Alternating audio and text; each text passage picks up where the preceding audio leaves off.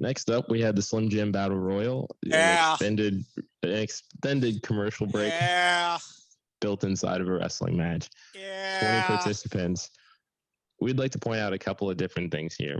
Because we were there, we saw everybody come out all at once, including the United States champion, Austin Theory. Austin Theory was the only champion in the match and did not get a proper entrance of any kind.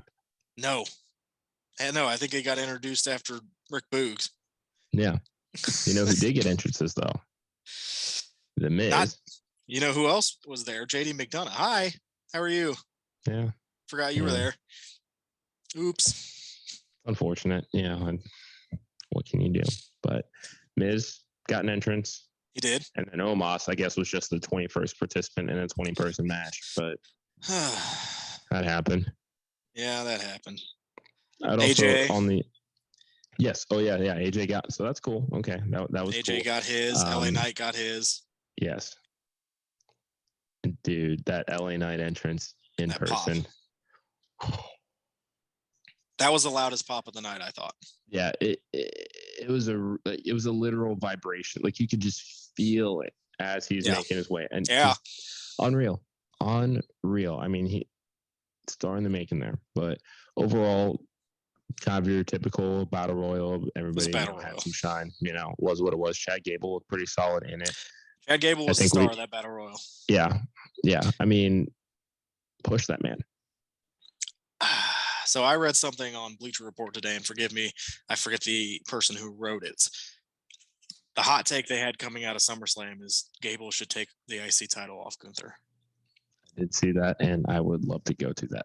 I am 100% into that because I don't think it needs to be Drew. You can put Drew towards the main event now. Man, I think Gable would have a great run with the Intercontinental title, and they had a great match with it, and almost like a test run. And I want it. I want that match so bad. Especially as long as Jason Jordan continues to produce it. He was Chad Gable was, he had some great spots in that match. He got a great reaction. There were a lot of thank you and shoosh chants as we were walking up and down the corridors. There was a couple of those. I think the big ones were LA Knight, the woos. Yeah. And then I think Gable might have been in there third with a couple of those chants. Yeah, I'd agree. I think he'd be a great Intercontinental champion, kind of akin to when Kurt Angle was doing that, and just that great hand champion that may not ever get to that main event level, but man, he's going to tear it up on the mid card and have great matches with everyone. Yeah. I am totally on board if he takes the title off Gunther. Yeah, I mean, he's almost like that. He could be that mid card gatekeeper easily and get a great match out of anybody. I mean, remember when Rollins and Dolph Ziggler were fighting over the Intercontinental Championship? Got 30-minute Iron Man at Extreme Rules one year. Chad Gable could easily be that guy. So I would love to see more of that. For him, I think that we were both pleasantly surprised that Bronson Reed did not win this match because I think that would have been an easy choice to make here. Given kind of the hesitancy to start the LA Knight push, but. Yeah, and they got to figure out what they're doing with Bronson Reed, and we'll get to LA Knight because I am very happy he won, but I feel like they're wasting Jonah. That dude beat Okada clean.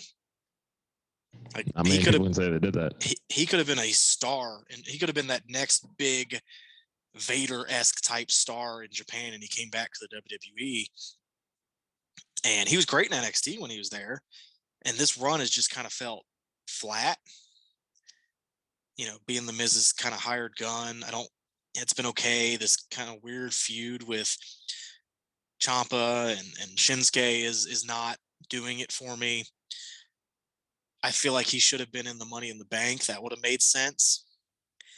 So that's the next guy that I'm looking for let's put that guy's got potential.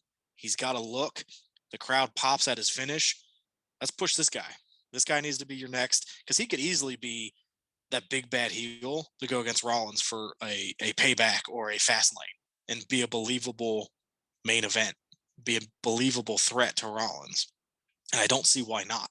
Having your babyface overcome that could be something for Cody too. Yeah, that'd be a lot of fun. Like, but you got to build him because he's not at Cody's level. He is not nowhere right now. near Absolutely Cody's not. level. Absolutely But that not. could be one of those filler feuds for Cody to get past.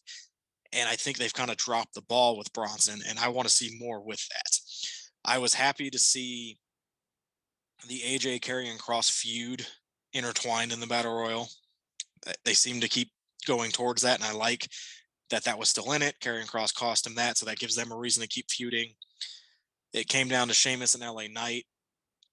When LA Knight eliminated Sheamus, that crowd, the roof exploded. Yeah.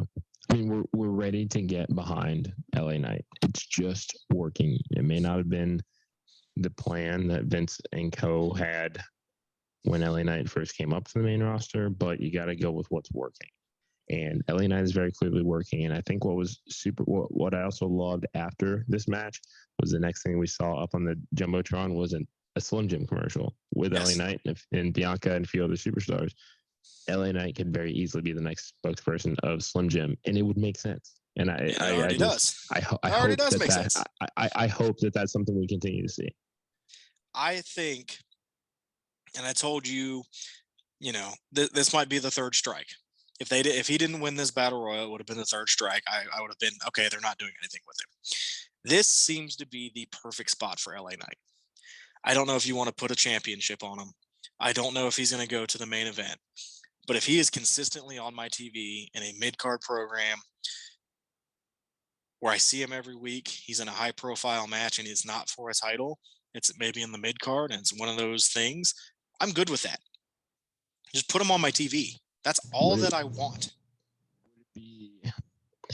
Would it be fair to say that almost something akin to a white-hot babyface Miz? Oh man, that sentence is tough for me because I don't remember a white hot babyface Miz ever. But that's what I'm saying. But think that person. It could be the polar opposite. Exactly that. Yeah, yes. That's all I'm saying. I'm not saying. I mean, Miz has never been a white hot babyface, but I'm just saying if you have a babyface that has those same attributes as far as the brash, larger than life personality, passes the airport test like the Miz does, even at his build. I mean, that's LA Knight. Yes, I apologize. I didn't fully understand. No, you're good. Yeah. But yes, if he is the polar opposite of the Miz and is just constantly on TV all the time, I don't want him to lose as much, which I don't think he will because he won't be the heel. But if he is that Miz of the babyface side, I'm happy with that. And he gets a title run every now and then. I think they know what they have in LA Knight. They have a great spokesperson. They have a great guy that's gotten over with the crowd. So keep doing that. Keep putting him on TV. I don't think you anchor him with the U.S. title because that title just doesn't mean anything right now. Yeah, and I don't know if he's the one to elevate it. I think it would need a rehab before it would be transferred to LA Knight. That's kind of one of those, he would have to beat somebody. Yes, exactly. So, okay. Yeah. Any other surprises that we had in this match? Other than Omos. Again, I was very disappointed. Was the only return of the night. It was that, but it was a fun night. I was very disappointed that JD was the first guy out. It was either JD or Apollo. JD or Apollo. They just don't. I'm hoping JD McDonough gets something going for him because he was so good in NXT. Austin Theory was the big one, man. To have him come out just with the title and not even an entrance. Yeah, the experiment is done. Because that wasn't shown on the broadcast, that everybody walking out. They just showed up in the ring. No. So you didn't even see him walk out with the title. Commercial midway through Miz, yeah. It's get the title off of him. You've made the IC title so important. Time to take the title. I think Escobar will beat him for the title because Escobar eliminated him. He eliminated him, didn't he? So he's eliminated from the Battle Royal. Has a non-title win over him a couple of weeks ago on SmackDown already. I mean, they're priming the pump. So take the title off of him.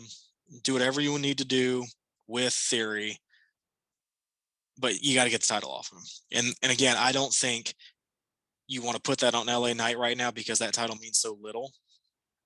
Elevate it a little bit, and then maybe we see a run or two with LA Knight. But I could see a scenario, because I think originally what they were trying to build towards before the Ricochet match was Logan Paul and LA Knight. Yeah. That's kind of looked like the seeds were being planted. I could see that happening at Mania and that being a big deal.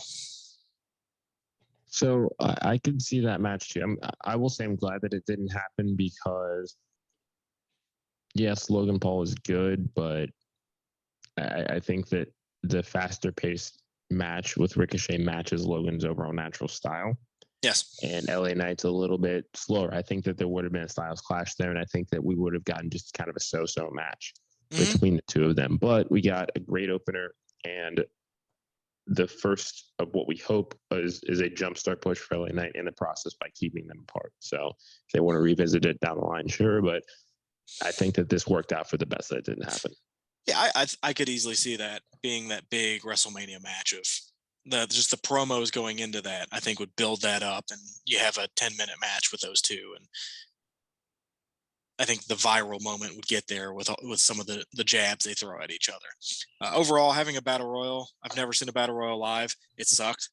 I didn't know what was going on for the first 10, 15 minutes of it. The ending was great, but I saw a lot of punches and kicks in the corner and some fake eliminations, which it was a battle royal in the middle of a card. It was okay. If this becomes which it probably won't, if it becomes a tradition, I'd be okay with that. Maybe. Yeah, I don't know that I see it. I don't necessarily know that I see it as a tradition, but we are in a new era of WWE to where product placement is going to be key, where you will probably see a lot of those sorts of things more so than we would have before. Which Triple H said they made the most money off advertisements ever at this show. Yeah. Which it makes sense. I don't know why they haven't been doing it before. If the goal is to make money, this is the smartest thing they've done. And it doesn't bother me. I know there was C4 whatever wrapped around all the stuff during one of the matches. I don't care. I'm watching the match, man. I don't care about what's around it. That's just me personally. Sure. It for me, it still takes some getting used to. I think that I would prefer the compromise of maybe keep the SummerSlam aesthetic, but pop up a logo in there between, but maybe not a full banner that does it. At least kind of still give me that. So, that's just me personally, but give me still some SummerSlam branding with it. But as our ring general says, the mat is sacred, not the wrap.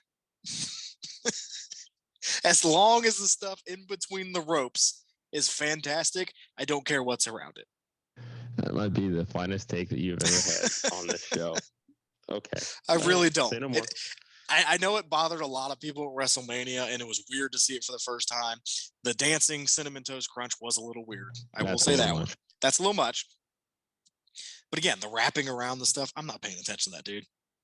If you give me a good product in the ring, that is all that I will care about. If you start giving me crap product and then there's crap on the outside, then I will notice a little bit more, as we might talk about in our next match. But LA Knight winning, right decision, biggest pop of the night. Keep going. How many stars? Battle Royal, half.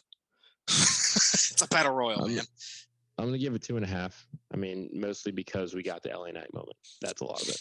All right. I'll give it 1.5 because Gable, I thought, did very well. And LA Knight winning was fantastic. It's a Battle Royal, man. That's where I'm at. Sure. Battle Royals live, not my favorite thing to watch. Which, I don't know, it might have been better than what you're going to bring up. So I'll let you go.